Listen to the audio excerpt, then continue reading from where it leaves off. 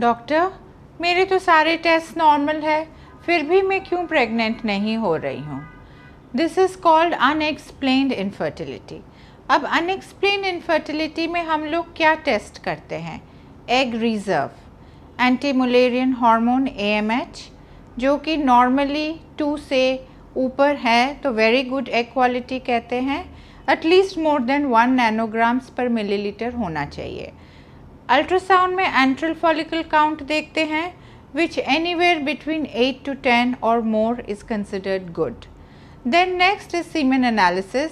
उसमें आजकल का जो लेटेस्ट WHO क्राइटेरिया है, it should be more than 15 million with good motility and 2% morphology is considered low, तो एटलीस्ट क्रूगर क्राइटेरिया से 4% morphology.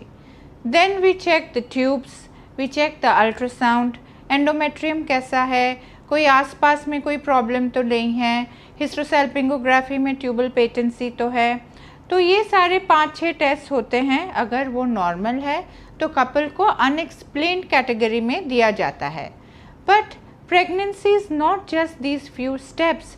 प्रेगनेंसी इससे आगे भी बहुत सारे स्टेप्स हैं।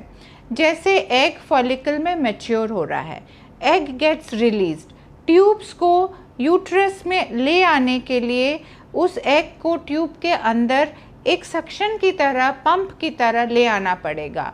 Sperms, they have to migrate all the way to the tube to fertilize with the egg. फिर embryos जो बनेंगे वो जो ट्यूब है एक पंप एक्शन के ज़रिए उसको यूट्रस के अंदर पुश करता है।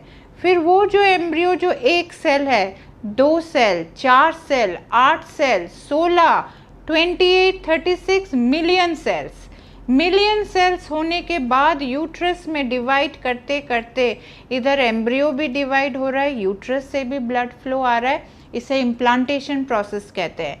ये एक माइक्रो प्रोसेस है विद मिलियंस ऑफ स्टेप्स। अब ये सारी चीज़ तो हम मेजर नहीं कर पाते हैं। कहाँ पे ये रुकावट है? क्या एग अंदर नहीं आ पा रही है? क्या फर्टिलाइजेशन नहीं हो पा रहा है? क्या स्पर्म एग के अंदर नहीं जा पा रहा है? क्या एम्ब्रियो यूट्रस में नहीं रुक रहा है? ये सारे क्योंकि हम टेस्ट नहीं कर पाते हैं, वी कॉल इट अनएक्सप्लेन्ड। तो यदि आपके टेस्ट नॉर्मल है और प्रेगनेंसी नहीं हो रही है, it is time to think how to get you pregnant rather than why am I not getting pregnant. Thank you.